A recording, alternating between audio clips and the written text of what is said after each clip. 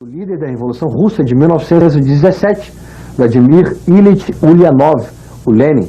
Suas ideias baseadas no pensamento de Karl Marx transformaram o mundo alimentando sonhos e utopias e criaram um mito revolucionário à sua volta.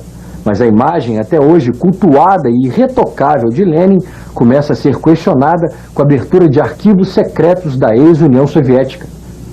O desconhecido Lenin é um retrato das utopias, ambições e atrocidades do maior e mais importante líder comunista de todos os tempos. 11 de agosto de 1918. Telegrama para os líderes do Partido Bolchevista na região de Penza. Camaradas, a revolta dos camponeses em suas 5 áreas deve ser reprimida. Não tenham piedade. Deixo a vocês o dever de garantir que a população de centenas de quilômetros testemunhe, estremeça, entenda e espalhe esta mensagem. Os bolchevistas matam e continuarão matando todos os kulaks sanguinários. Telegrafem avisando que esta mensagem foi recebida e as ordens nela contidas executadas. Atenciosamente, Lenin. PS. Encontrem mais gente impiedosa. O autor desse terrível telegrama é uma figura-chave na história do mundo, Lenin. Em seu nome, milhões de pessoas mudaram o mundo e milhões morreram.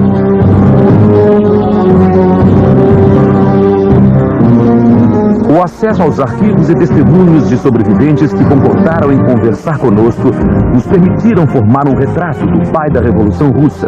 Um retrato que vira o mito de cabeça para baixo.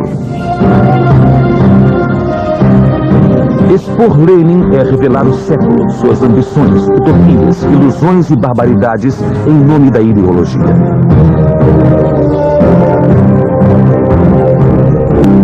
Com seu regime em perigo, Lenin lançou um novo slogan.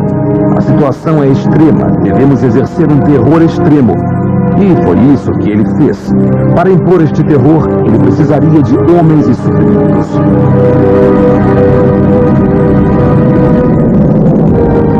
Ele começou reunindo milhares de camponeses em seu novo exército vermelho, enquanto batalhões especiais varriam o país confiscando animais e colheitas, em especial de trigo e milho. Na maioria dos casos, os confiscos de animais e trigo do governo abrangiam toda a produção camponesa. O resultado inevitável foi que no final de 1920, de uma população de 150 milhões de russos, 30 milhões viviam em condições de escassez. 5 milhões de pessoas morreram de fome. Em algumas regiões, os camponeses acabaram comendo cadáveres de animais e foram registrados até casos de canibalismo.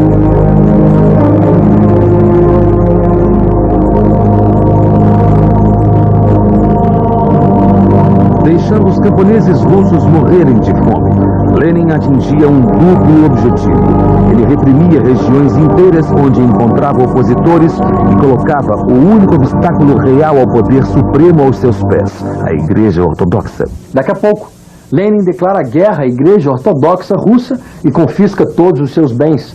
Nas cidades, as greves são duramente reprimidas pelo governo bolchevista. A formação da Internacional Comunista alimenta ainda mais o sonho de Lenin de uma revolução mundial. Em uma longa carta endereçada ao seu Politburo, Lenin deixa clara sua posição. O desespero causado pela fome mudará a atitude pública. Esta é a única maneira. Concluo que é hora de desapropriar todos os bens da igreja e destruir o clero de uma maneira tão decisiva e impiedosa que sua lembrança viverá para sempre. Quanto mais gente da igreja aniquilarmos, melhor para nós. Assinado, Lenin.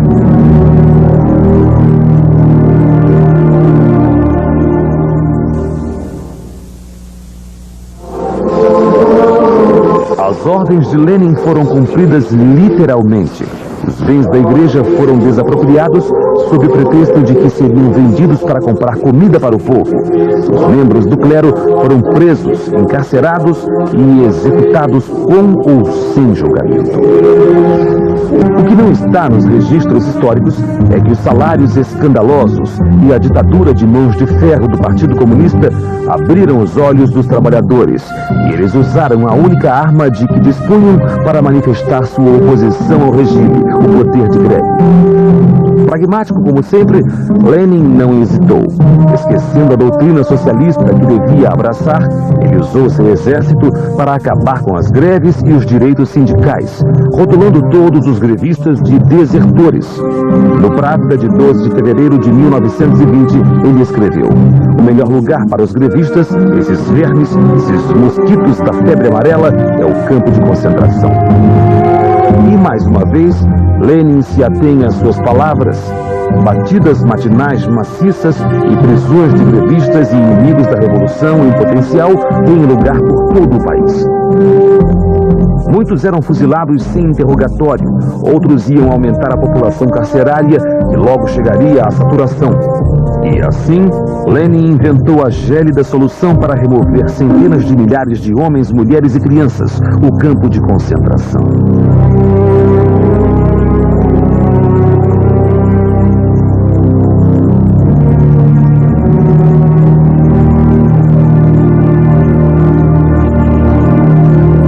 Nos arquivos do partido em Moscou, na seção reservada a Lenin, que abrange diversas salas fortificadas no subsolo, dentre 35 mil documentos escritos e assinados por Lenin, encontramos um decreto datado de março de 1919.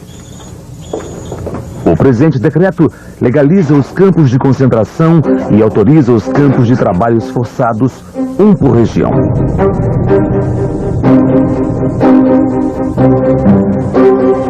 Ele foi assinado por Vladimir Ulyanov, entre parênteses, Lenin. E foi ratificado por Felix Dzerzhinsky, chefe da polícia política. O ponto alto do 13º Congresso Nacional é o ato político, que conta com a presença do prefeito de São Paulo, Fernando Haddad, e da presidenta da República, Dilma Rousseff.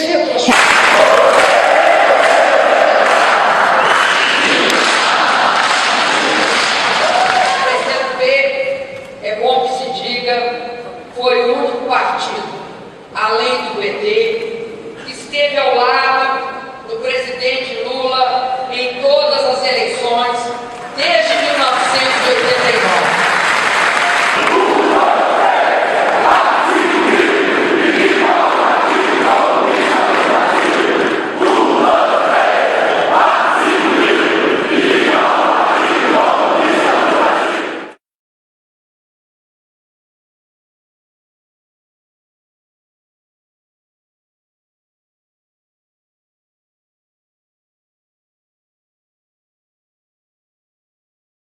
Claro, se cair o Brasil, cai todo mundo. Não, já está caindo. Você não viu? Bastou a gente dar um pouco de exemplo, começou a estourar na Venezuela, na Argentina, tudo quanto é lugar, em Guatemala.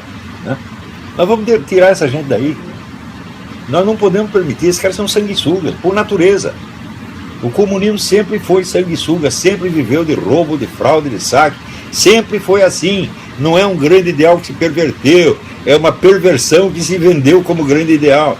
O comunismo perverte na sua base. O raciocínio é muito simples. Ele diz, olha, nós vamos aqui